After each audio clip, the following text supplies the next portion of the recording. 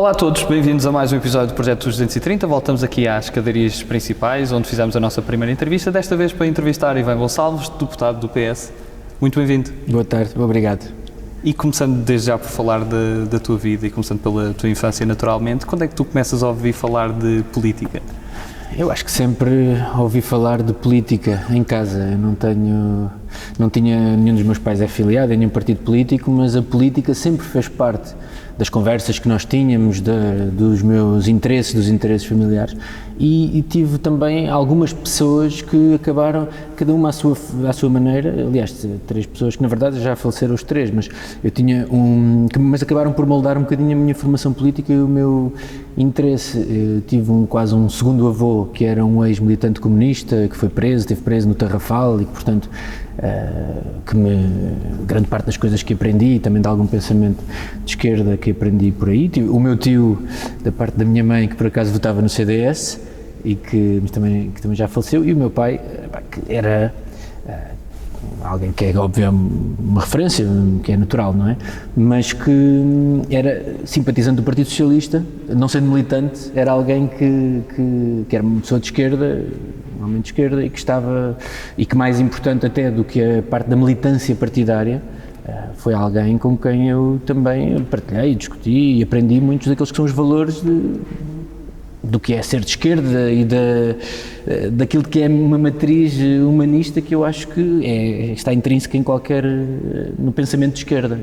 E foi norteando também aquilo que eu penso hoje, aquilo que faço. Agora, na verdade, eu não sei dizer quando é que tive esse clique. Eu desde pequeno que simpatizava com o Partido Socialista, desde pequeno pensava um dia hei de ser militante do Partido Socialista quando tiver 18 anos.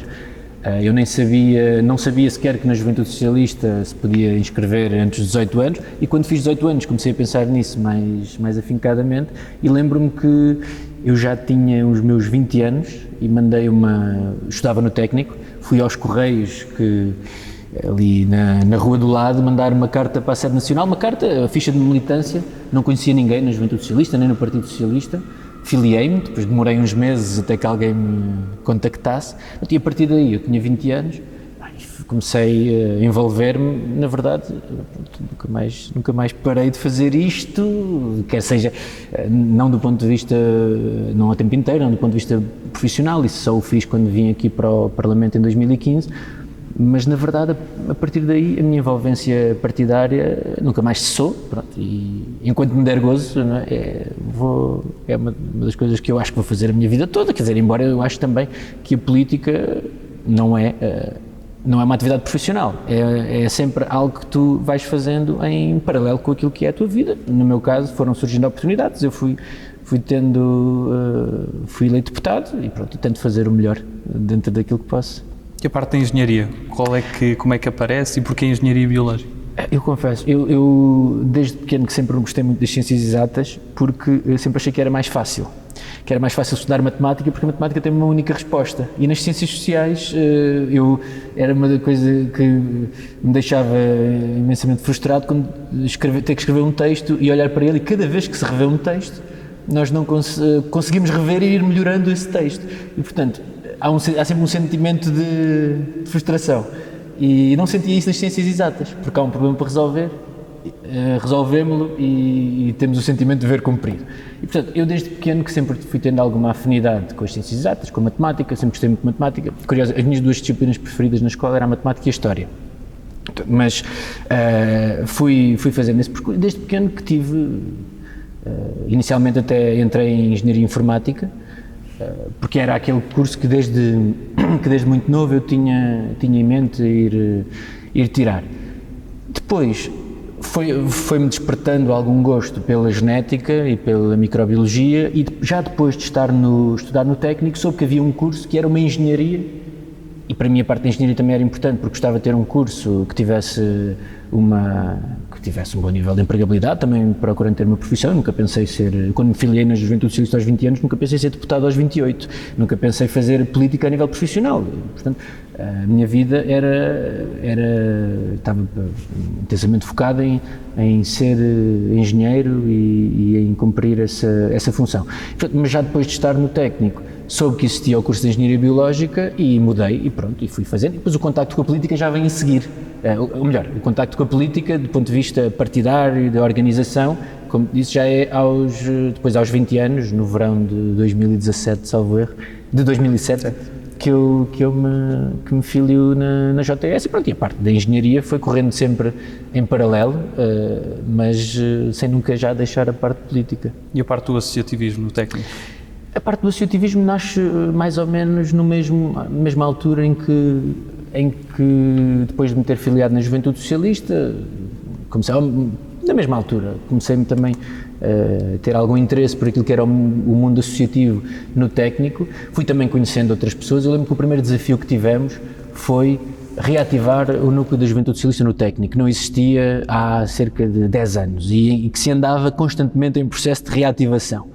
E eu recordo-me que ter juntado alguns outros estudantes do técnico que eu vinha saber que eram da Juventude Socialista, depois fomos cruzando contactos, de uma pessoa que conhece outra, depois pessoas que se quiseram juntar, fomos criando um grupo de trabalho, primeiro no núcleo de estudantes socialistas do técnico, depois tivemos também um movimento mais de ação política sobre as questões do técnico, da academia, que não tinha só pessoas da JS, tinha pessoas de todos os partidos e a maior parte não tinha partido nenhum, nem sequer era essa, dentro de uma academia, essa não é a principal questão, saber se são do partido A ou do partido B, mas comecei a empenhar-me nessa questão, fui para a Associação de Estudantes, convidaram-me, aliás, primeiro fui para os órgãos da faculdade, para o Conselho de Escola, para a Assembleia Estatutária, onde, por acaso é curioso, agora estamos a falar nisto, um dos cooptados na Assembleia Estatutária era o professor Marcelo Rebelo de Sousa, que hoje é Presidente da República. Na altura era só um professor de Direito que me estava a ajudar a fazer os estatutos do técnico, não era só um professor de Direito, já era o professor Marcelo Rebelo de Sousa. Já estava em todo lado, não? Já estava em todo lado, mas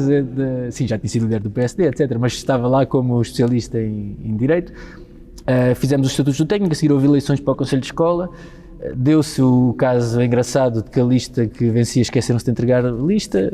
Hoje éramos listas opositoras, hoje somos amigos, então tenho ainda amigos desse tempo que eram das outras listas, mas isto abreviando, acabei por entrar para a Associação de Estudantes e com naturalidade, depois no ano a seguir fui candidato a presidente, acabei por ser presidente da Associação de Estudantes do técnico e confesso que do ponto de vista político foi a experiência mais intensa, política e não só, e mesmo de gestão. Eu tinha 22 anos, tinha a responsabilidade de gerir uma estrutura com mais de 15 funcionários dos quadros, com acordo de empresa, com relações com os sindicatos, com mais uns 20 prestadores de serviços, porque a Associação de Estudantes, ou seja, havia uma vertente empresarial quase, mas também havia a vertente política, de reunir com o ministro, com a tutela, etc.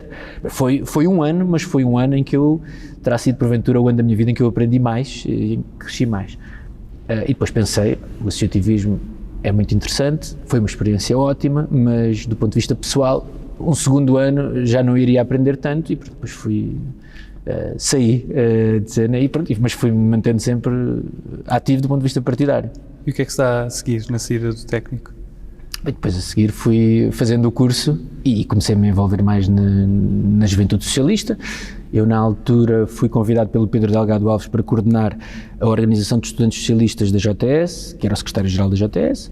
Depois integrei a equipa do João Torres como secretário-geral. O João Torres era o secretário-geral da Juventude Socialista, o Pedro Delgado Alves e o João Torres são dois políticos de mão cheia e são duas pessoas com quem eu aprendi muito. O Pedro Delgado Alves é aqui meu colega deputado, o João Torres é secretário de Estado e são duas pessoas com quem eu aprendi bastante, fiz parte destas equipas e depois, inicialmente eu era coordenador, presidente da Conselhia da Juventude Socialista de Almada, acabei por ser eleito também presidente da Federação Distrital de Setúbal da Juventude Socialista e em 2016 fui candidato a secretário-geral da JTS e pronto, acabou por ser um percurso, as coisas foram todas com alguma naturalidade, nunca tive nenhum percurso pensado fazer A ou B, mas à medida em que as oportunidades vão surgindo, nós vamos trabalhando, nos vamos empenhando, fui sempre tendo muito gosto naquilo que fui fazendo e pronto, quando fui eleito secretário-geral da JTS já era aqui deputado no Parlamento, fui eleito em 2015 nas listas de Setúbal,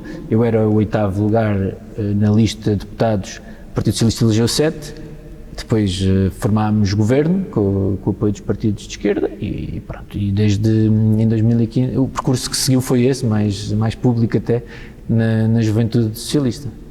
E sentes como o facto também de ter sido o líder de uma juventude partidária e teres essa noção mais abrangente, sentes que ainda há muito a má fama em relação às juventudes partidárias? Bom, eu acho que é inegável que que existe esse estigma, mas eu acho que o estigma é transversal a toda a atividade política e diria, infelizmente, é transversal a toda a atividade política. E há uma coisa que eu sempre disse e que sinto, é que a Juventude Socialista é uma grande escola, como todas as juventudes partidárias, julgo eu, é uma grande escola.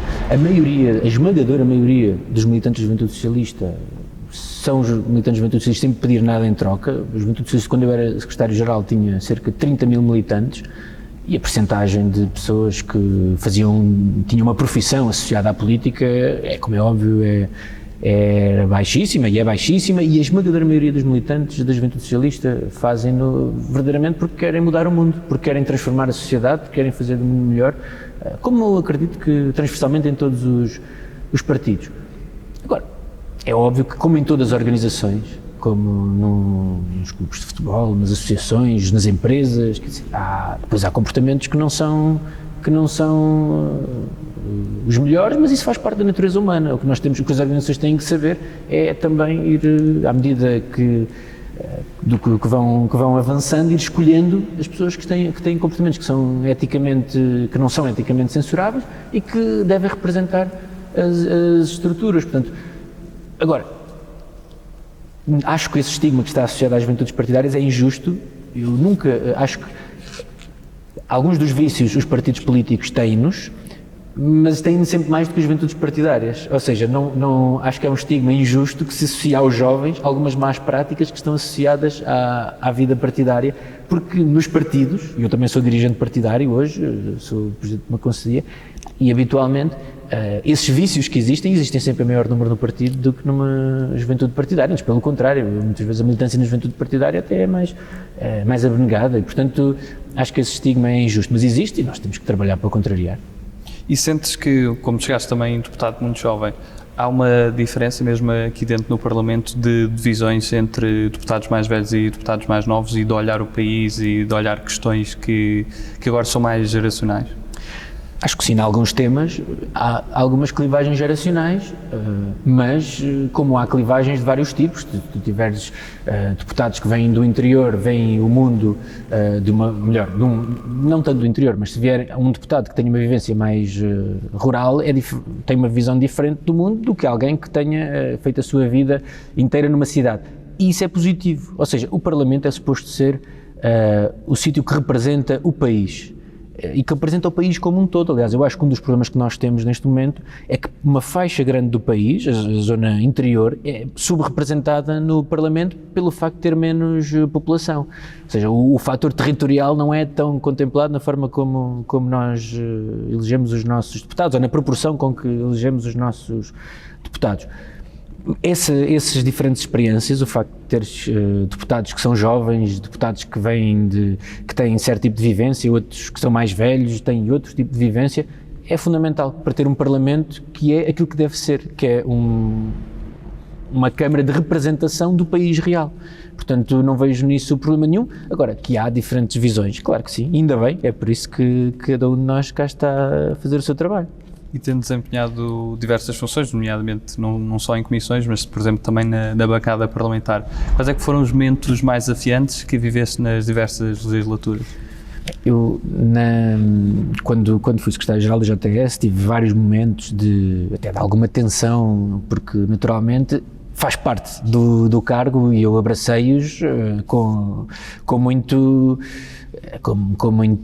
empenho, porque o dever, até do secretário-geral da JTS, é falar pelos tais 30 mil militantes que estão atrás de si e por todos os jovens que nós ambicionávamos e que eu sei que a Juventude Socialista hoje também ambiciona representar. E, portanto, às vezes temos que travar essas guerras, que são, por vezes, duras, porque estamos a falar com pessoas que têm mais experiência política, que têm peso político, mas isso faz parte, contribui para o nosso crescimento e eu acho que também contribui para a valorização do trabalho que fazemos. Tivemos vários momentos, algumas batalhas que foram bem sucedidas, como no caso da diminuição do valor das propinas, primeiro ciclo, que era uma bandeira da Juventude Socialista. Tivemos outras que ainda não foram conseguidas, no caso da regulamentação do trabalho sexual, por exemplo, que é algo que nós defendíamos na Juventude Socialista, mas mais importante até do que aquelas que foram sendo umas totalmente conseguidas, outras não tanto, umas parcialmente.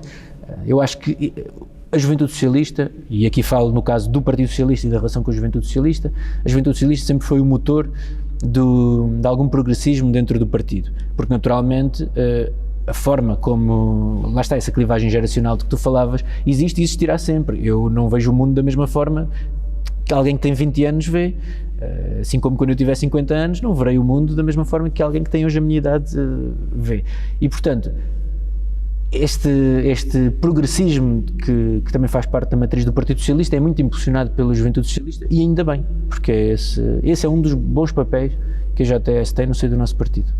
E sendo tu líder de uma conselhia, neste caso de Almada, e também líder da bancada da Assembleia Municipal de Almada, e Almada sendo uma localidade que está a 5 minutos de Lisboa, se calhar com trânsito às vezes passa 1 hora, mas muito perto de Lisboa, é só um rio a dividir esta região, sentes que essas grandes assimetrias que existem conseguem ser combatidas, nomeadamente uma das propostas que tem sido muito discutida, mudando a questão da região e desassociar a Almada de Lisboa até para uma questão de mais fundos e maior investimento?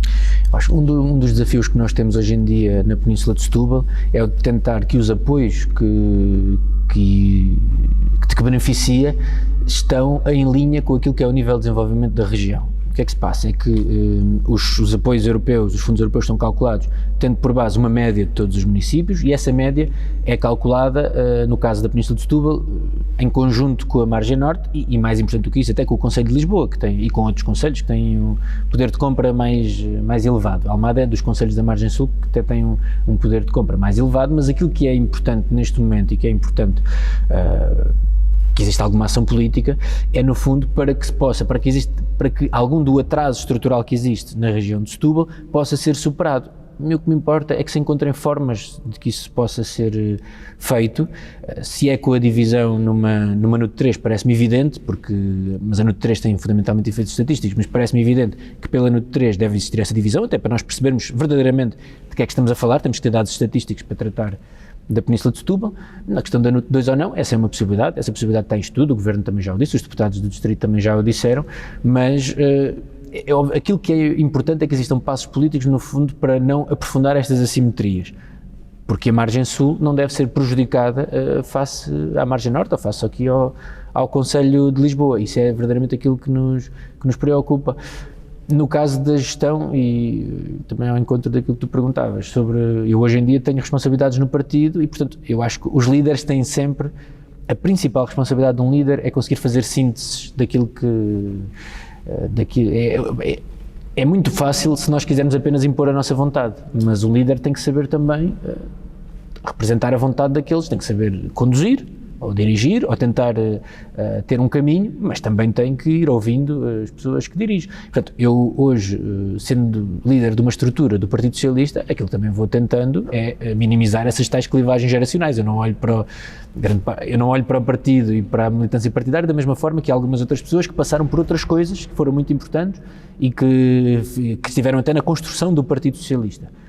Mas o que temos é que tentar fazer sínteses e tentar proporcionar um futuro que seja um futuro de sucesso ao Partido Socialista. Essa é a minha responsabilidade e acho que o temos feito em Almada, acho que o estamos a conseguir fazer.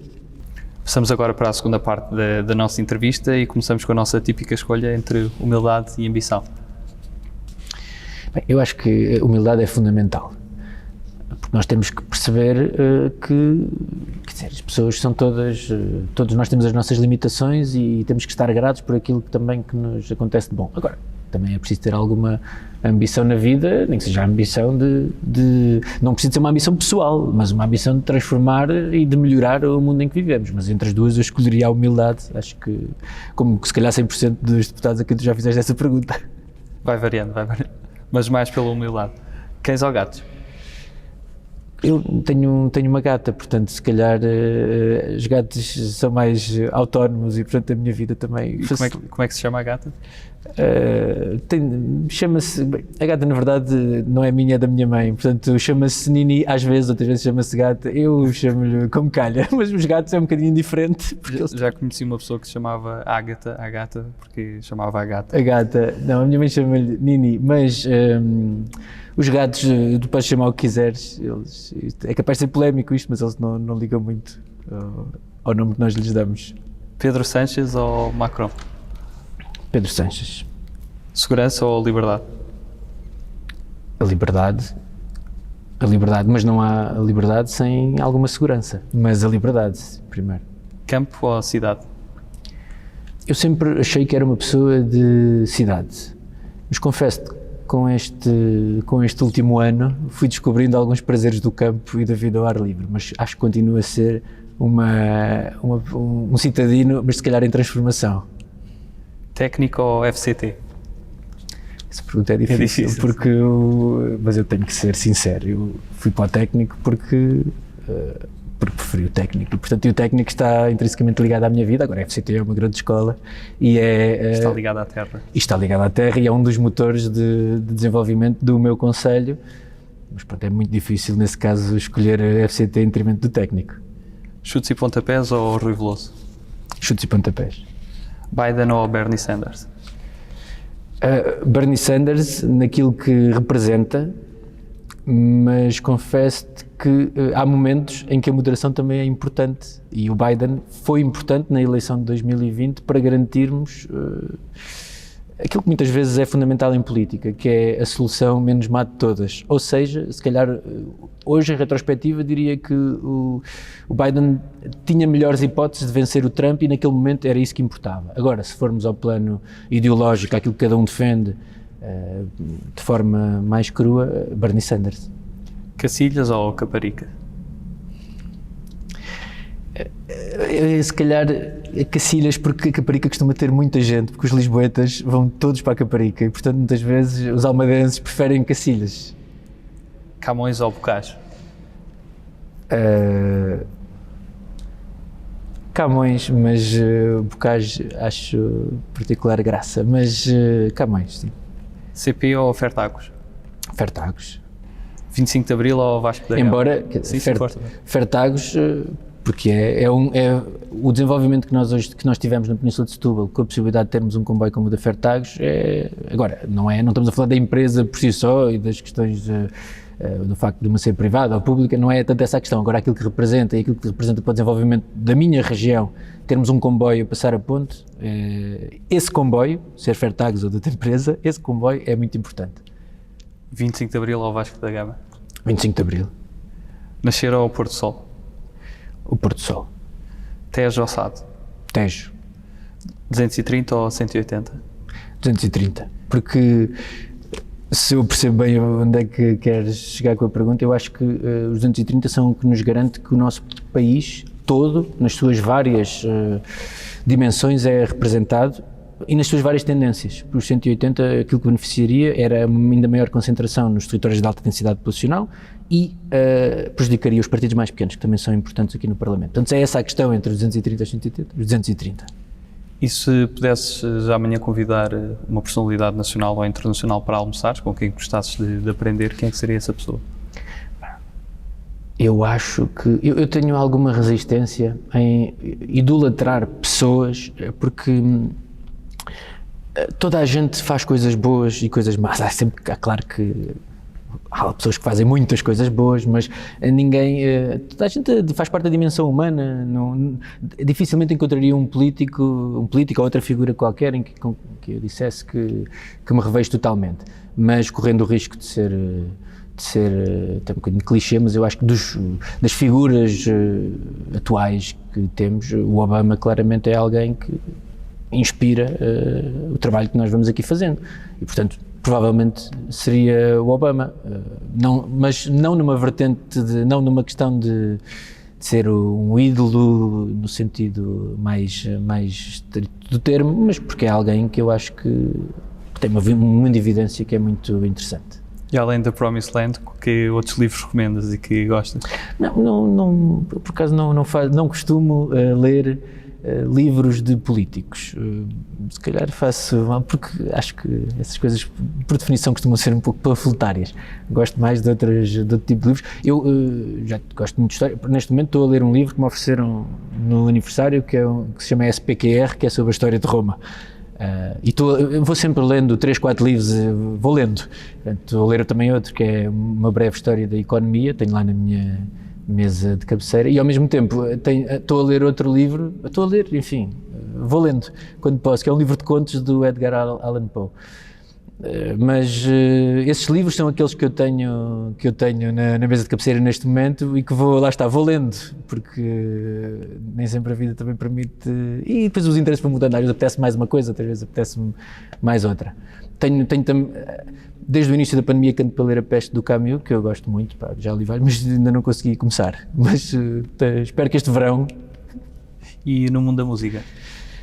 No mundo da música, isto correndo o risco de ser um pouco clichê, eu na verdade tenho gostos muito variados, depende do contexto. Eu posso estar com amigos e estarmos numa situação em que gostamos todos de ouvir Kim Barreiros, posso estar noutra situação em que gosto de fado, gosto de música clássica, gosto de ópera, é uma coisa que vem de família. O meu pai sempre foi um grande apreciador de ópera, a minha mãe também em parte, e portanto gosto muito de ópera, mas depende do estado de espírito com que estamos. Também gosto de música ligeira, gosto muito de Chico Buarque, talvez seja o autor que nos últimos anos eu tenho ouvido mais, Chico Buarque, mas depende sempre do estado de espírito, daquilo que é preciso fazer a cada momento. E no cinema?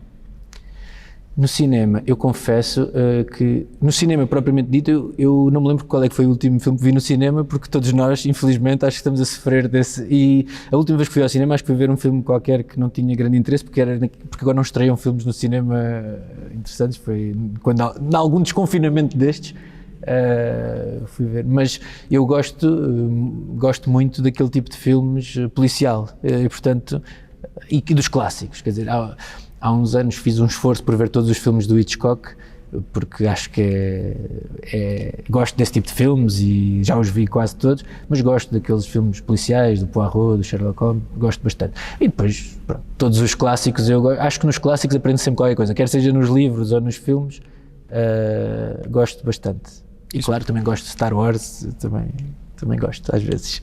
E se pudesses fazer a mala por um país que ainda não visitaste, qual é que seria esse país a visitar? Neste momento, se tivesse que escolher um país para onde ir, a próxima viagem assim grande seria ao Japão.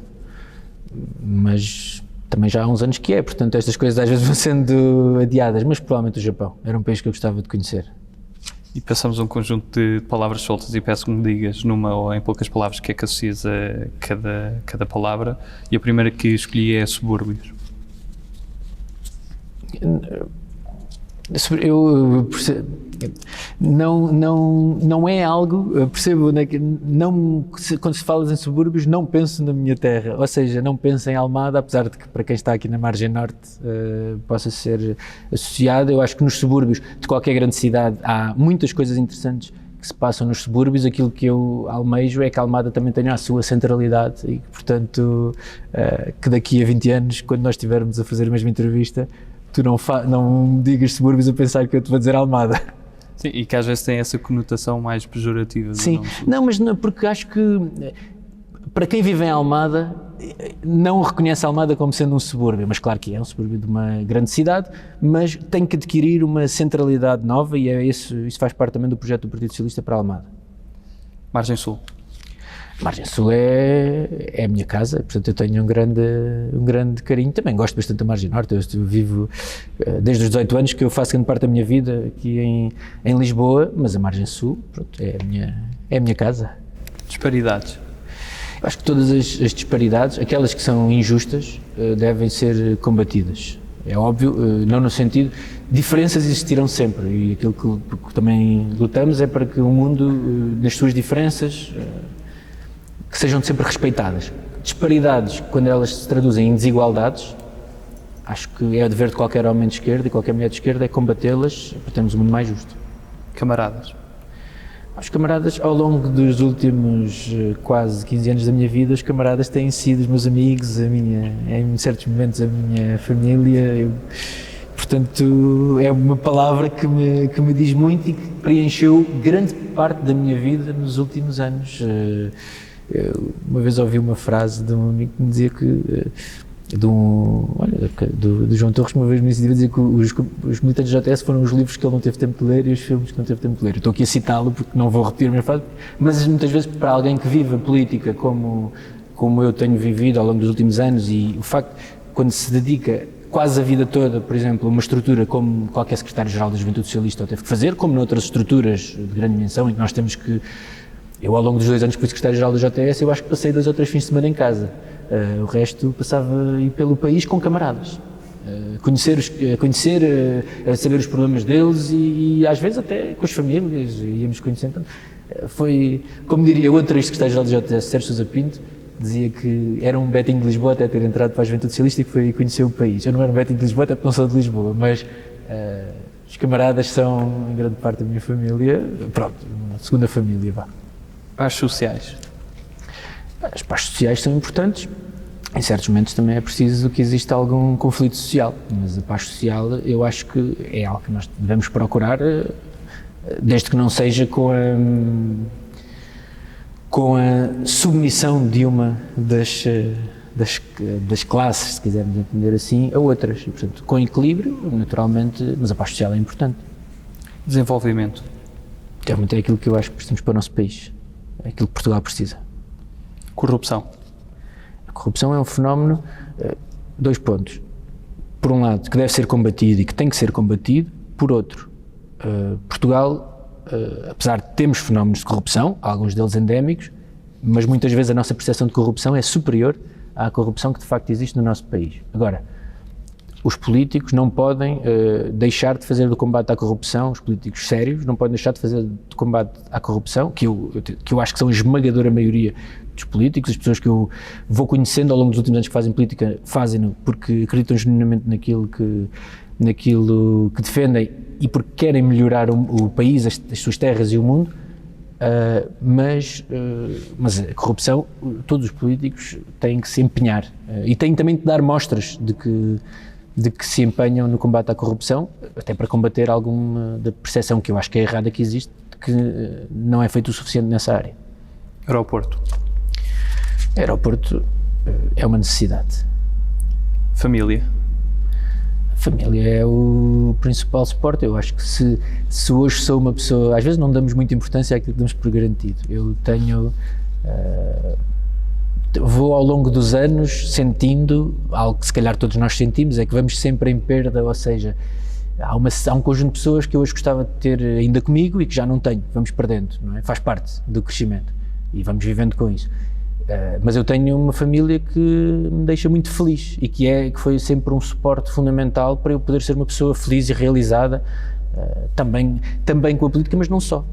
Todos nós somos muito mais do que isto, e aliás este projeto acho que também pretende mostrar um pouco isso, mas a família é sempre um suporte fundamental para o nosso equilíbrio e para estarmos bem, e no meu caso em particular, para eu ser uma pessoa feliz, realizada e como acho que sou, a família é fundamental. Futuro. O futuro, confesso, acho que o futuro é algo para o qual nós temos que estar sempre a olhar, faz parte, pelo menos cada um tem a sua personalidade. Eu não concebo a minha vida sem estar sempre a fazer planos, a olhar para o futuro, mas não vivo no futuro e portanto eu gosto muito do presente, sou uma pessoa feliz no presente, mas acho que o futuro é uma dimensão fundamental. Até para mantermos, agora neste último ano falou-se muito sobre a questão da saúde mental, etc, e dos efeitos que a pandemia e que os confinamentos tiveram. Termos um futuro, um horizonte futuro é fundamental para que nós sejamos pessoas equilibradas, pelo menos para mim é. Eu sempre tentei ir fazendo, olhando para a frente e para o futuro como sendo o passo, o mais importante é sempre aquilo que está por fazer. Eu sinto-me sempre assim e espero continuar assim por muitos anos. E se pudesses resumir Portugal numa palavra, que palavras escolhias? É mesmo futuro. Eu acho que Portugal é um país de futuro, merece ter um futuro e um futuro realizado e de sucesso, combatendo os problemas que temos, mas é futuro mesmo. E para terminar, que mensagem é que gostarias de deixar a todos os portugueses? Bem, eu acho que a mensagem que eu acho fundamental para alguém que está nas funções em que eu estou hoje em dia é de que não há nenhuma sociedade com pessoas que não tenha política. A política hoje tem uma carga que é absolutamente negativa, não é absolutamente, mas que é negativa, mas a política é fundamental. A política, enquanto arte de gerir a coisa pública, é uma dimensão fundamental das sociedades. Não há nenhuma sociedade em que não exista política. E, portanto, a política e os políticos são melhores quanto mais informados, quanto mais esclarecidos as pessoas são, especialmente num sistema como aquele em que nós vivemos, que é aquele em que nós acreditamos, na democracia, mas a democracia só funciona se houver esclarecimento, conhecimento, e essa é a melhor forma, de facto, nós combatermos depois as soluções fáceis, os populismos que apresentam soluções fáceis para problemas que são absolutamente complexos. Essa coisa que a vida e a experiência política me têm ensinado é que raramente há soluções fáceis para os grandes problemas que nós, enquanto sociedade, temos que enfrentar. E, portanto, esta dimensão, que infelizmente, e ao contrário daquilo que nós podíamos achar quando nós pensamos em qualificar o país, nós pensamos numa democracia mais esclarecida e mais qualificada também, e isso, aquilo que temos assistido um pouco por todo o mundo, é que não é tanto assim. Portanto, a dimensão de acreditar na política, tentar fazer a diferença, de escrutinar os políticos, obviamente, mas fazê-lo de uma forma construtiva e não procurando o soundbite e as soluções fáceis, eu acho que é fundamental para que nós possamos ser, lá está, um país com futuro, um país mais realizado, um país mais qualificado, e isso não se fará sem política. E também não há política sem partidos políticos, não há política sem instituições como esta em que nós nos encontramos. Eu acredito nas instituições, acredito que as instituições também têm que fazer muito trabalho, mas a grande parte disto também passa por nós, por existir mais uma percepção daquilo que se faz de bem, e uma percepção esclarecida daquilo que é política. Ivan, muito obrigado pela tua participação. Obrigado, foi um gosto. Obrigado a todos lá em casa, um abraço especial para o Distrito de Setúbal. Continuem a acompanhar as restantes entrevistas aqui aos 230 deputados da Assembleia da República. Até à próxima.